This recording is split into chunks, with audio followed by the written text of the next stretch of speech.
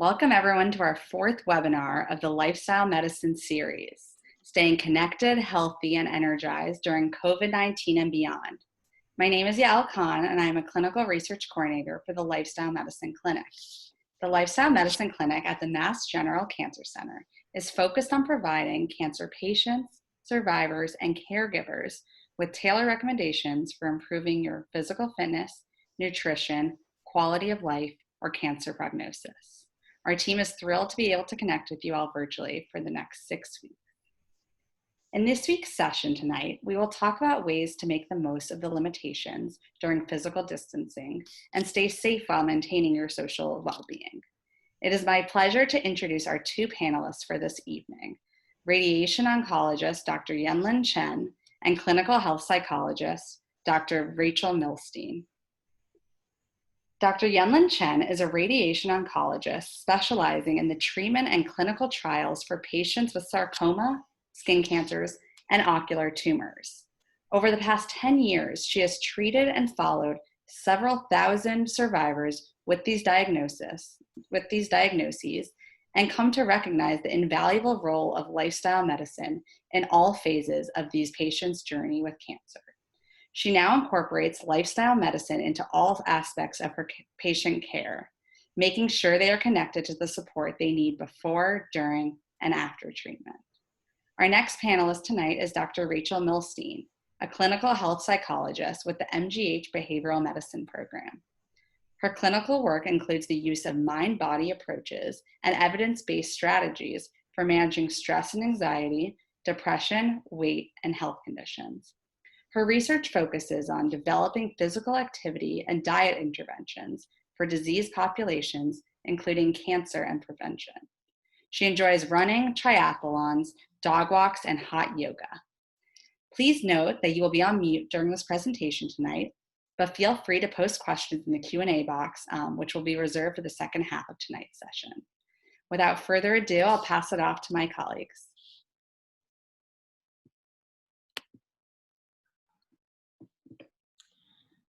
Okay, great. So I'll get started with our goals. So next slide, please. So our goals for tonight are simply to review the principles of lifestyle medicine and their relevance to cancer survivorship. We'll talk about the processes and benefits of healthy social support. And finally, we'll talk about some tips to improve your social support during this time and beyond. Next slide, please. So lifestyle medicine, I'll read the definition from the American College of Lifestyle Medicine. It's the therapeutic use of evidence-based lifestyle interventions to treat and prevent lifestyle-related diseases in a clinical setting. Lifestyle medicine empowers individuals with the knowledge and life skills to make effective behavior changes that address the underlying causes of disease. So as you can see here from this infographic, there's 6 pillars of lifestyle medicine, which we are moving through in this webinar series. So we have healthy eating, physical activity, stress management, relationships, which is what we'll be talking about tonight, healthy sleep, and avoiding risky substances. So next slide, please. For those who've been on our previous webinars, this will look familiar. We're interested in how lifestyle medicine can help patients, and there's a whole number of ways. These are just some of the few, but the practice of lifestyle medicine and these healthy behaviors can improve your quality of life, improve side effects from treatments, including cancer treatments, improve physical functioning, mood, fatigue, and cancer outcomes. Next slide, please. Okay, so as I mentioned, there's 6 pillars. And tonight, we are here talking about social connections. Next week, we'll talk about social support, and finally, healthy behaviors overall. Next slide, please. Okay, so in terms of our lifestyle medicine consultation, the clinic that is being offered right now, it's a virtual clinic. Essentially, the population are any oncology patients seeking physical activity and nutrition recommendations, among the other lifestyle pillars. People who are at high risk for loss of function, in need of physical function optimization before surgery or procedure. People with a BMI over 30, which means overweight or obese, people with metabolic syndrome and cancer-related fatigue, In terms of the assessment, anyone who comes into the clinic will complete a survey, a health behavior survey prior to that visit to help establish priorities for their visit. And then you'll consult with an oncologist and also kind of a comprehensive evaluation with nutrition. And you could be referred to physical therapy and or behavioral counseling. The consult visit includes a comprehensive evaluation of an assessment of your needs, recommendations for treatment strategies. They'll communicate the recommendations back to your primary oncology team, and again, any other professionals involved in your care, and you may be referred to a specialty clinic as needed. Okay, so just feel free to ask your provider, your physician, your oncologist if you'd like a referral to the clinic. Next slide, please. All right, so tonight we're going to talk about social support. So I'll start by talking about it, what it is, and why it's important. In these days of physical distancing, and note that we're using the term physical distancing as opposed to social distancing because we really want to keep our social connections alive and active during this time, even though we have to be separate from one another. That's the idea of physical distancing. So in these days of physical distancing, many of us are feeling isolated naturally. We don't see each other at work, at the grocery store. We may not see another person's smile due to masks. Kids don't get to play with friends the way they used to. And especially during times of crisis or vulnerability, we need social connections to help carry us through it. The types of social support in our lives can change from day to day and can come from a variety of sources. Identifying the different types of social support can broaden how we think about our socialization and may help us realize that we have more opportunities for connectedness than we thought. Next slide, please. So, studies have shown many benefits of a network of social support that can affect our physical and mental health. The most important predictor of human happiness and longevity is having strong social connections. Social support improves our ability to cope with stressful situations. You've probably noticed this in your daily life as well. It alleviates the effects of emotional distress. It promotes lifelong good mental health, enhances self-esteem. It also has several health-related consequences or improvements as well. Blood pressure and heart rate improve with even short positive social interactions. You can have lower cardiovascular risk if you have higher social support and lower blood pressure. Social support is often identified as a key component of solid relationships and strong psychological health. But what exactly does it mean? And we'll talk more about this in a moment, but briefly, social support involves having a network of family and friends and other supports that you can turn to in times of need. Whether you're facing a personal crisis and need immediate assistance, or you just want to spend time with people who care about you, these relationships play a critical role in how you function in your day-to-day life. Again, you've probably noticed this in the past. It's social support that builds people up during times of stress, for instance, COVID, and often gives them the strength to carry on and even thrive. This is particularly important when dealing with cancer.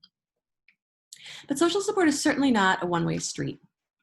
In addition to relying on others, you also serve as a form of support for many people in your life, and it's important to remember that as well. Next slide, please. Okay, so social support is not just one thing. There are several types, and we need them all in different ways. First, emotional support. So this is the type of support that pops into our heads when we usually think about social support. Someone who can accept and understand us, calm our fears, and reliably be there. This support could come from a close friend, but also could be someone who offers brief encouragement and empathy. Like when you share a sympathetic look with someone walking down the street when it's raining and you don't want them to step in a puddle. We're typically accustomed to this type of support, but when physical connections aren't available, particularly during COVID, appreciating the emotional connections we have, even these mini ones on a daily basis, can improve our wellness. Informational support. When you receive an update from the news or do an online exercise video, which we'll talk about later, or read an article or listen to a webinar like this one, you're getting informational support. This is a great example of not needing to have an emotional connection to someone to be supported. It's just when you receive supportive, positive information that can foster your intellectual or curiosity growth. Tangible or practical support. This is the type of kind of proverbial, can I borrow a cup of sugar? This is a tangible service or maybe a favor someone is providing to you. Perhaps you're getting a ride from someone, maybe you did used to do that before COVID, or maybe someone walks your dog, or someone can offer you directions. This is the type of practical support. And also recognize that you are often giving practical support and can encourage a sense of, I'm not alone and I can ask for help when I need it. There's 2 additional types that are not listed on the slide, but are also important. Self-esteem or affirmational support. This occurs when we're engaged in something where we feel respected. This may be a role at work if you have a workplace, or a volunteer situation. You may get it from your responsibilities within your family. So highlighting when you receive this type of support and recognizing our accomplishments, as well as being complimented and complimenting others, is critical to keep up our motivation. And finally, belonging support. You may have experienced belonging support from the current community notion that we're all in this together. As people socially and physically distance, though it's difficult, we're doing it out of a sense of connection and responsibility for our community's welfare. You may also feel this support from smaller communities that you're a part of, such as an organization or a place of worship. And even if you can't be there in person, you know connecting to this group and its members gives you a sense of belonging and a sense of place. Breaking down these types of social supports helps us take an adaptive perspective on the social support that we do have that we may not have previously recognized as social support. Understanding these types can also help highlight what types of support that we'd like to develop or strengthen. People often make changes to their support network when they experience important life changes. Maybe that's a diagnosis, or maybe during COVID. Keep in mind the connections that you have today may not look the same as they were a year ago, and they may look different in the future as well. So you can reflect on that periodically. You may also notice that different people or sources can give different types of support at different times.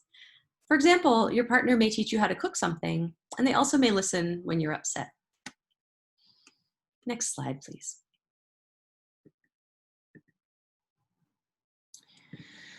So Dr. Robert Waldinger is an MGH psychiatrist and a researcher at Harvard who runs a decades-long longitudinal study of aging. His team analyzed their data and came up with 4 key points that promote a good life. I'd encourage you to watch this TED Talk. If you're not familiar, you can Google the words on the screen. It's a TED Talk, as I said. You can watch that if and when you have time. It's very informative, might give you some good ideas. For our purposes, the one key point I want to highlight here is that time with others protects us from the bruises of life's ups and downs. Dr. Waldinger has said it's the quality of your relationship that matters, your relationships. This is one significant takeaway from this study. The researchers have found that quantity counts too. Looking back on their lives, people most often reported that their time spent with others was their most meaningful, and the part of their lives that they were the proudest of. Spending time with other people made these study subjects happier on a day-to-day basis. And in particular, time with a partner or spouse seemed to buffer them against the mood dips that come with aging's physical pain and illnesses. Next slide, please.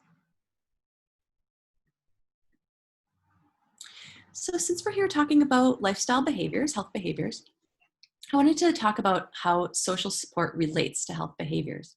Again, these are probably things you've noticed in the past, but participation in social groups has a normative influence on behaviors, which is to say, they often influence whether people eat a healthy diet, exercise, smoke, drink, or use risky substances.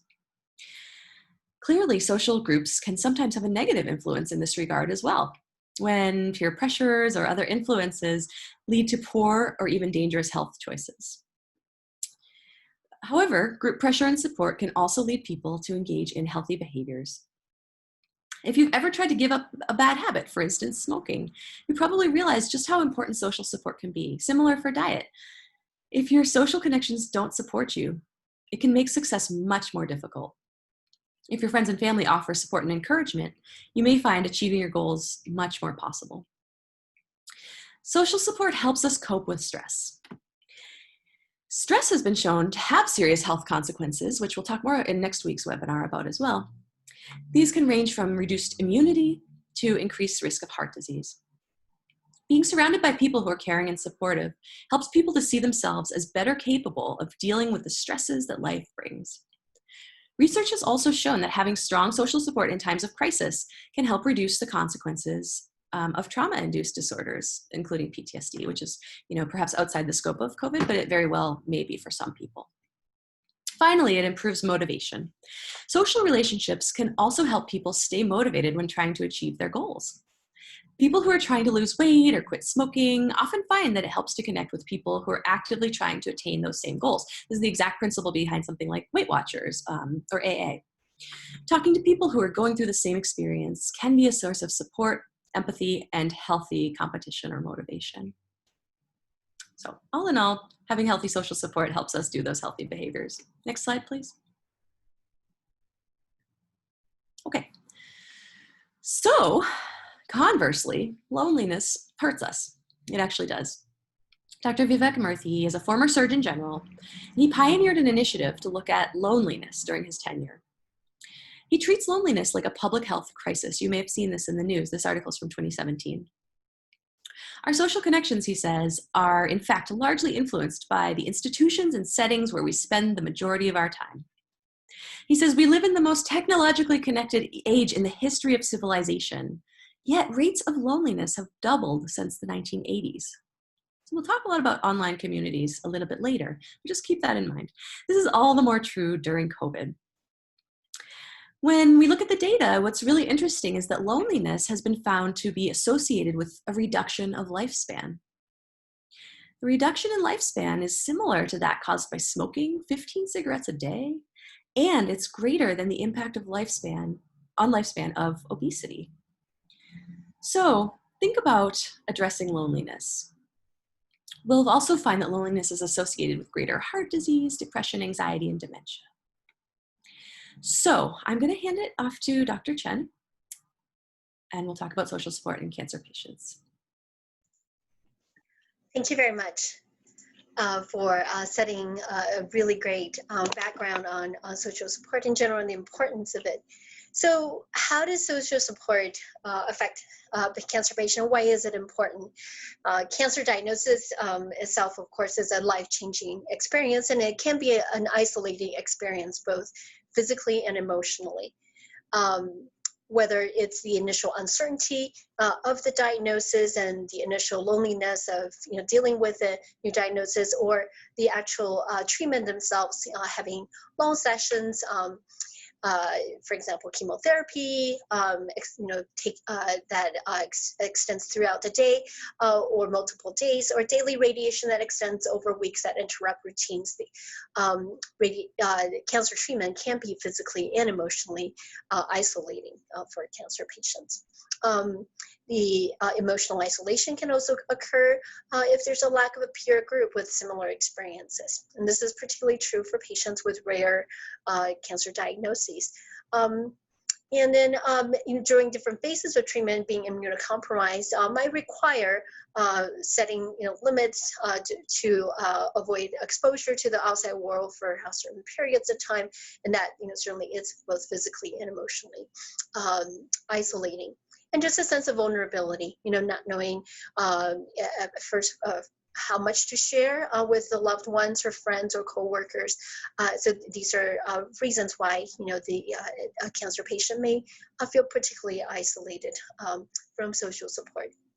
I recall my first volunteer job as a pre-medical student at the Brigham was to sit and often holding the cancer patients' hands and just talk and have conversations and tell stories during these long infusion days, and that was really a formative experience for me, because you could see how much that was appreciated, that social connection, even with a stranger during the long treatment. Next slide, please. So when is social support needed for a cancer patient? It really is, through all different phases of the cancer journey, from, as I mentioned, from the initial diagnosis to initial workup, to receiving the diagnosis, during active phases of treatment, during more prolonged period of regaining physical function, such as during rehabilitation, and then during the phase of what we call survivorship. And this does not apply to just the cancer patient. The National Cancer Institute and the National Comprehensive Cancer Network actually define survivorship and the need for support as living with a cancer from diagnosis through the balance of his or her life. And so family members, friends, caregivers are also impacted, and therefore included in this definition. And so social support is also needed really for not just a patient, but also all the individuals around the patient with the community who are impacted by this cancer diagnosis. So support is needed.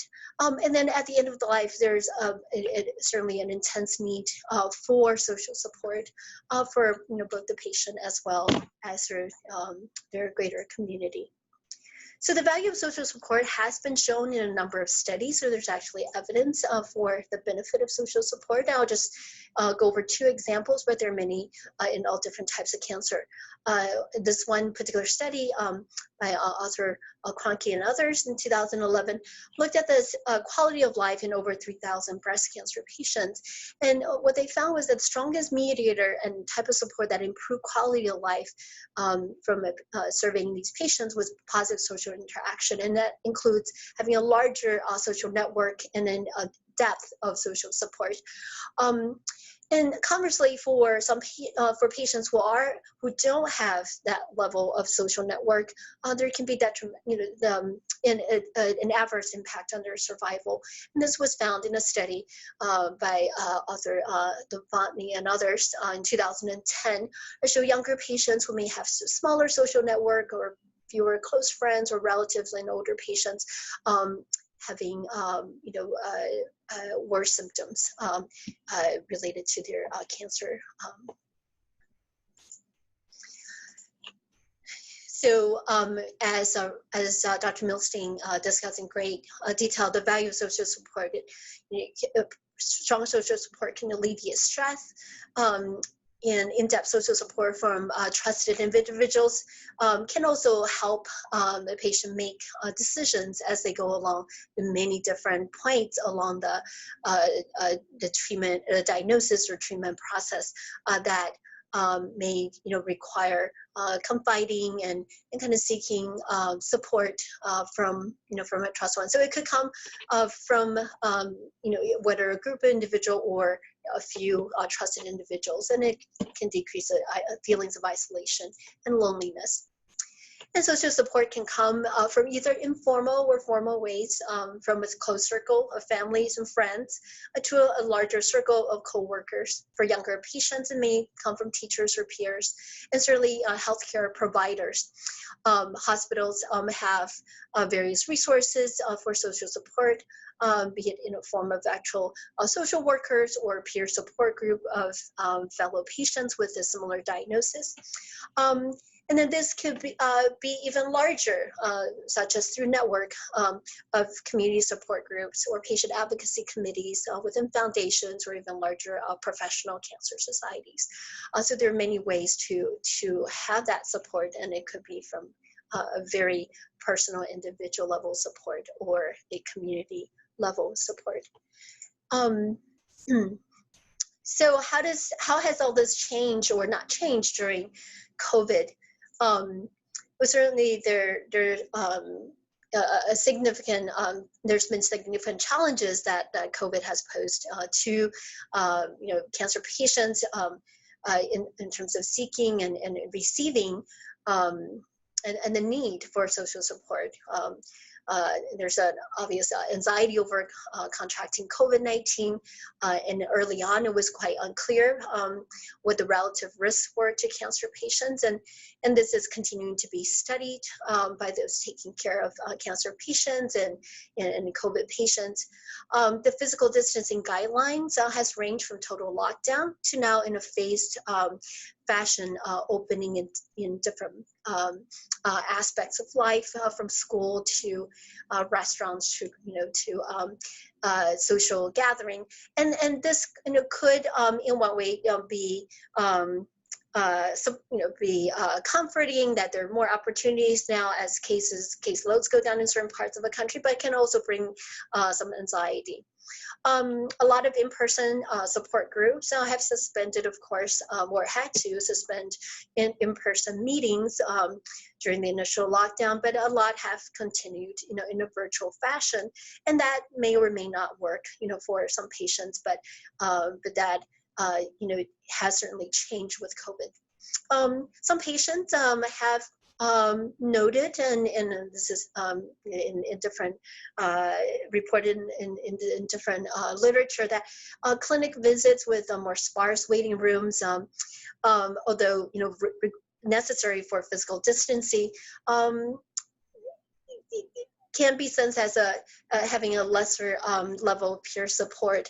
There was actually an interesting study that showed breast cancer patients who interacted with other cancer patients during the chemotherapy infusion, so being in rooms where there are other patients they can talk to, were actually more likely to survive by 5 years. So it's kind of interesting, that even that level of brief interaction, over the course of cancer treatment, can provide a level of support that patients are to some degree missing right now. And then limited visitors, or having no visitors during the first phase of the pandemic, particularly for inpatient admissions, it has been challenging, and that of course now with phase opening is changing, and you should check with your healthcare providers and your clinics about what is allowed, and there are changing rules about what is allowed now for for family or loved ones to be able to visit. So there's actually some positive side, and some patients do actually might feel COVID-19 make them feel less isolated.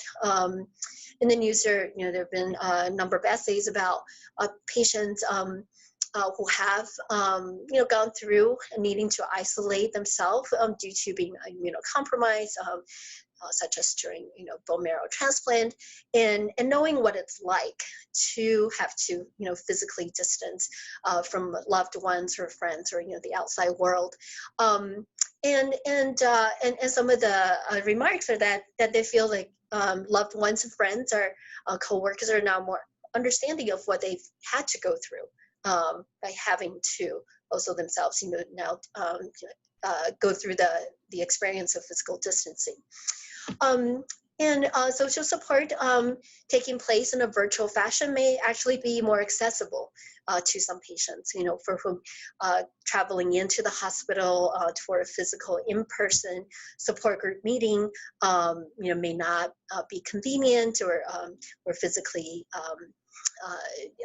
they may not feel physically up to doing that, whereas connecting online just may open up the accessibility of support groups. So there are certainly some positive aspects. And then the other important thing, as Dr. Millstein said, this is not just a one-way street. Cancer patients are, and their experiences are inspirational for others.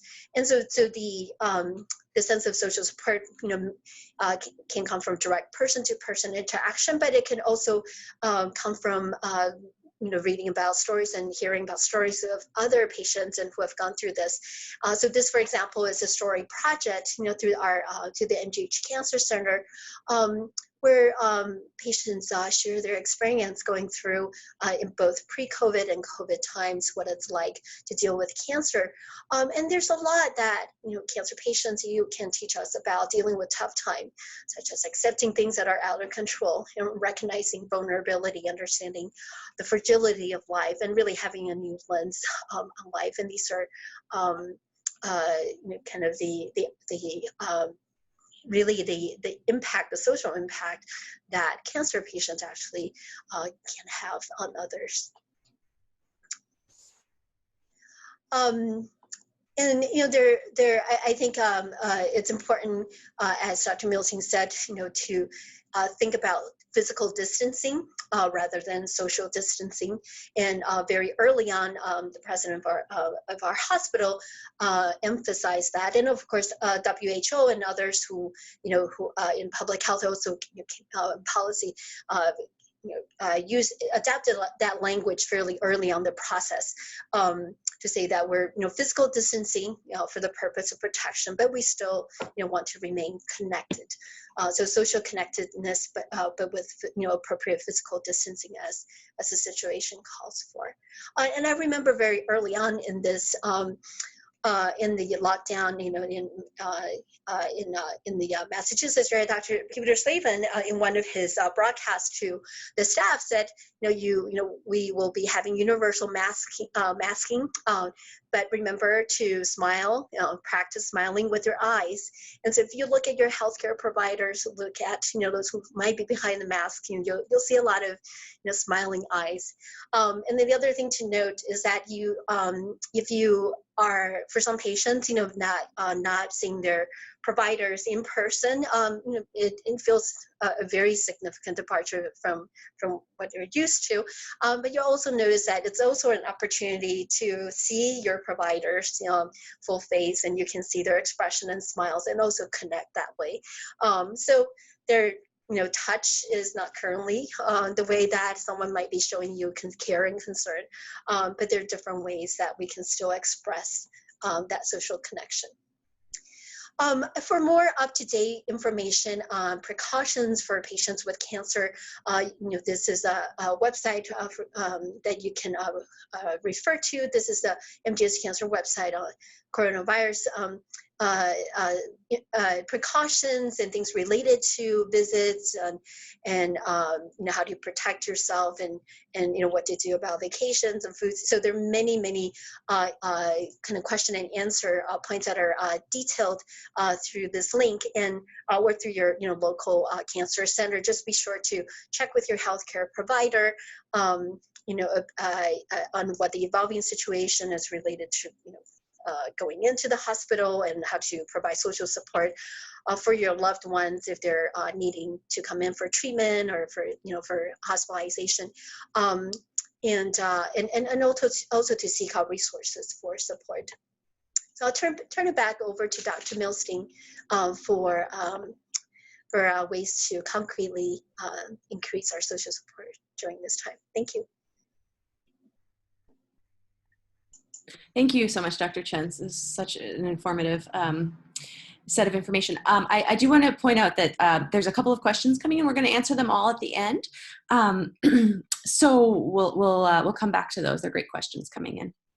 So in terms of strengthening our existing connections, as Dr. Chen mentions, you can still actually say hello, smile with your eyes, nod to people in passing, as this fun photo is illustrating here. That's from LA. When possible, take care to more quickly connect with people that you may see in passing in such a way. Try to stay positive when connecting. Make time to spend with others. That can be virtually or from an appropriate physical distance. Again, consult with your provider if you have questions about what that might be, 6 feet or more. And then being there for those who need you. Again, people appreciate feeling needed, and it's not a burden. If you need help, it's a privilege for others to help you and to be there. Think about how you feel when someone asks you for help. Generally, we're flattered and happy to do so. So you can do that as well. Being flexible and supportive and excited about what others are doing in their lives. Just a basic tip for, if you're feeling like you're struggling to connect, think about asking someone a question about what's happening in their life. Next slide, please. Okay, how to form some new connections, even from a distance. You can still volunteer. Maybe some of you already are. If you're not, you can, volunteering helps improve your health. It also increases happiness and allows you to meet new people. You can sew masks if you're a sewer. You can read to someone who might want to be read to over Zoom. There's any number of ways you can volunteer. So I would encourage you to find some opportunities in your community or online. Joining a religious or spiritual group, if you can find one that you like online, it's actually a lot easier sometimes to find one if it's not even in your local area that you may not have thought of in the past. Meetup.com and Facebook are great places to look for connections. We'll talk about that in a moment as well. You can help by, if you're an animal person, adopting a pet. The shelters are actually, there's a lot of people adopting pets right now, so you could be one of them if that's something that would enhance your life. There's also online, pet affiliation groups. You can try to find groups to coordinate with if you'd like. There are local performances. Those can be virtual or in your community with appropriate, again, physical distancing measures. That would be 6 feet of distance or more, if that's what's recommended in your local community. Different communities have art installations out in public places. You can always follow along if you'd like, if you're out anyhow.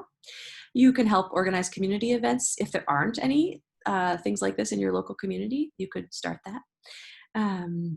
And if there's outdoor kind of celebrations or walks or socially distant parades or car parades, those are fun things to do as well. There's been a lot of those around town. It's pretty exciting. All right, next slide, please. Okay, online social opportunities. So you may or may not be connected online.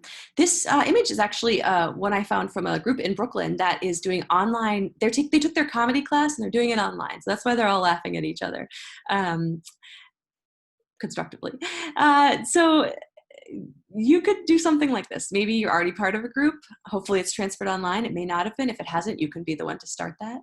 You can also find other online community groups that have the same interests. Again, meetup.com is one example. Facebook has groups, cancer specific or otherwise. You can take online courses, local library, community college, or other learning resources. Or you can try a fitness class. Often they have kind of built-in communities as well. We at the Cancer Center Lifestyle Medicine Program have a series of exercise videos that you can find online. They're on YouTube. You can just Google that. And we can send it out in the resources as well. And there's a lot of people doing those videos, so you could be part of that community even from afar. Next slide, please. So just a quick note, I realize we're getting short on time. Just a quick note, technology can improve our social connectedness in some cases, but research also finds that you're statistically more likely, if you use more social media, has negative effects on your well-being, primarily depression and loneliness. This is often because this is like a lot of social media use. You got to just be mindful and careful of how that affects your life. If you're finding that you're feeling worse after looking at social media, cut back. It can often provide an image of perfection. People's other lives look a lot more other people's lives look a lot more perfect on social media than ours feel. And just note that that's not usually the case in real life. So feel free to trim back. Okay, next slide, please. There's a couple of online cancer-specific groups. You can also reach out to your providers at MGH and ask for social support resources. Top left has American Cancer Society's online communities, and the lower right is cancer.net's online support and communities. The supportive care calendar from the MGH Cancer Center was in our last week's webinar. If you're interested, you can look online for that as well. Next slide, please, and then we'll wrap up. Just briefly, we thought we'd ask you to think about setting a goal for yourself this week. Setting a goal is a great way to increase your social connection. We'd ask you to think about setting a goal, SMART goal or otherwise. If you want to set a SMART goal, you could follow these guidelines, so to speak, to think about one thing that you want to try, one thing you've been meaning to try, whether it's a class or whether it's on your walk saying hello to someone from behind your mask and such. But think about it. It's often helpful to have something to work towards. And then finally, let's move on to problem solving. Next slide. I want to introduce you to this problem-solving framework. We won't go into it in detail, but certainly you can look this up if it's something that you're interested in. If you run into problems accessing social support, or really with any of your healthy lifestyle behaviors, you can follow this problem-solving framework. It starts on the top right with defining the problem. Make sure that you know exactly what the problem is. Is it that you're lonely? Is it that you haven't talked to people on the phone in a while? Is it that you miss seeing grandkids or kids? Know exactly what it is. Brainstorm all the solutions you can. Don't filter yourself at all. You can see them online. You can see them from a distance. You can do a phone call. You can ask them to call you. Every little solution you can think of. Pick one, just one. And number 3 and number 4, try it. Whether it's you say, okay, I actually want to make 2 phone calls this week to people I haven't talked to in a while. And then finally reviewing the results. It may have worked, or you may have gotten someone's answering machine, in which case you start back at the beginning to find the problem and find new solutions.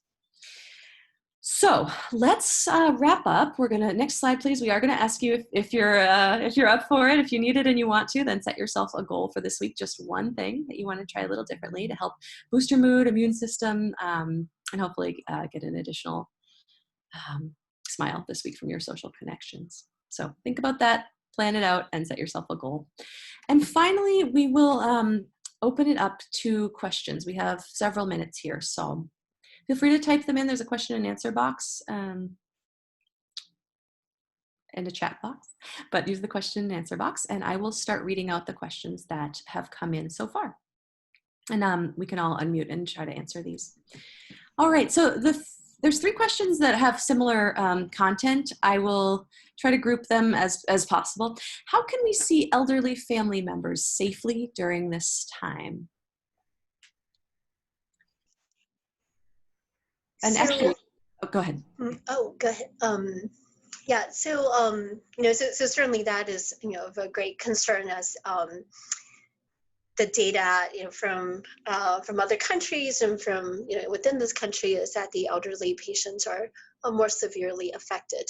And so this is certainly a great concern for many people. So if you are already physically fairly close in terms of travel distance to an elderly loved one, some examples of safe ways to see them, maybe to do that outdoors, still in a socially distanced fashion, particularly if they have comorbidities that may make them at greater risk. But still having that physical in-person visual connection. If and if there are at a distance that requires extensive travel, and if that's currently not feasible, then even as simple as picking up the phone, good old-fashioned picking up the phone and talking with them in perhaps a greater frequency, or FaceTime, if they're able to use something like a smartphone.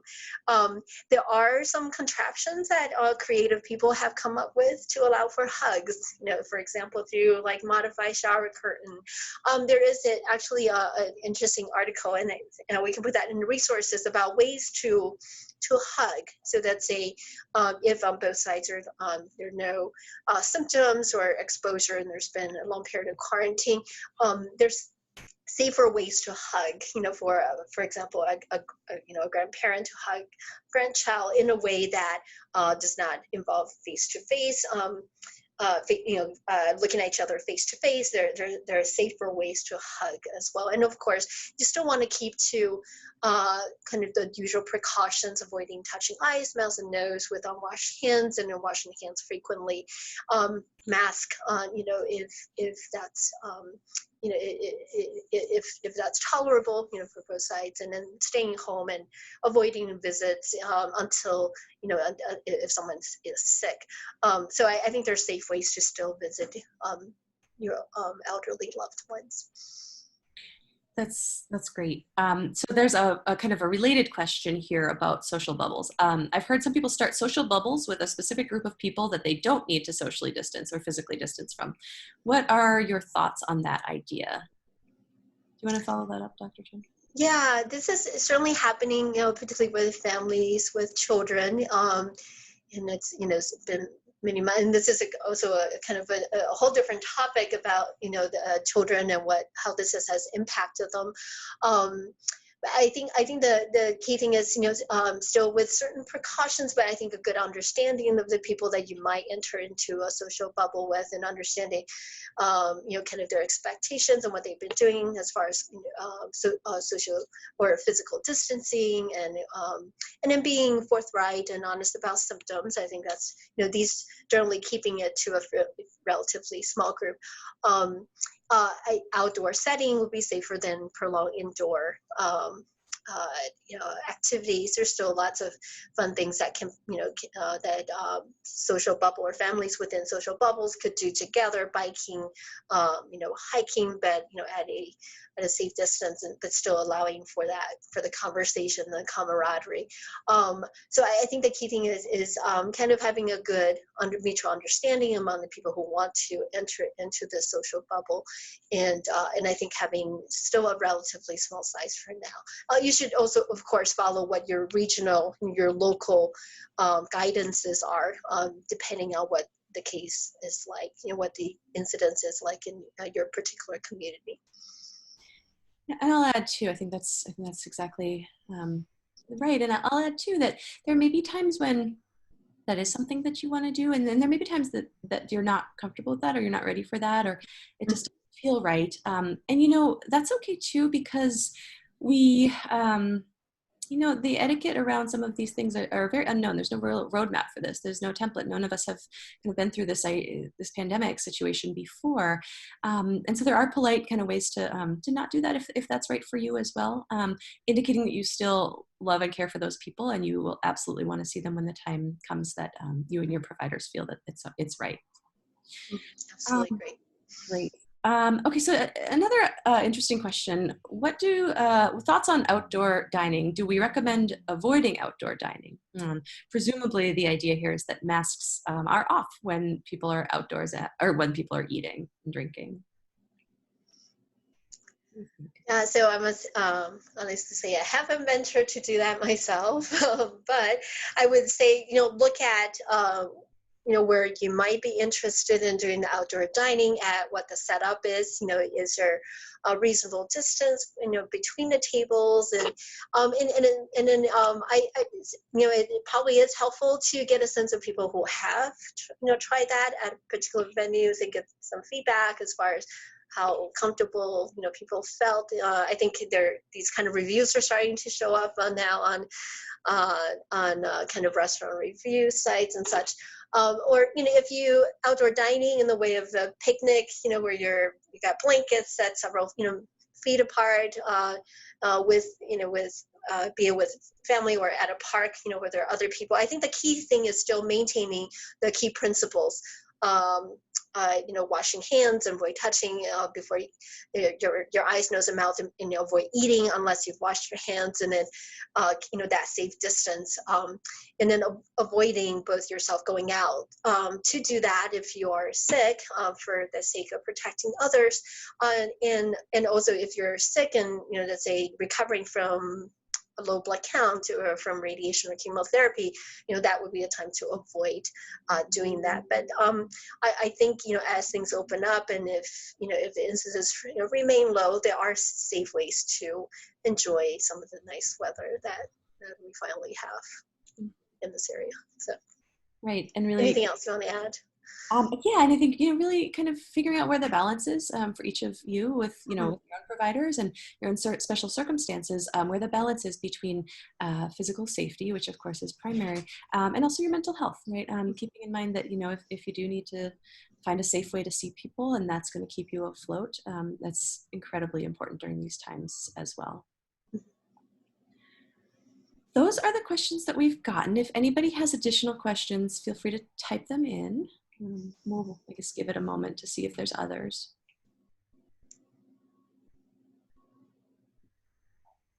And I'd encourage you too to share your social and physical distancing tips with other people in your network as well. People are always looking for creative and interesting ideas for how to do this. How to be the kind of social person that you want to be, even though there are limitations. So I'd encourage you to ask around and share as well, even outside of tonight. Thanks everyone for joining us tonight, and thanks so much to our amazing panelists for hosting such a helpful conversation. We will see you next week for Stress Busters, Managing Your Stress, and we hope you have a good week. Thank you. Thank you very much.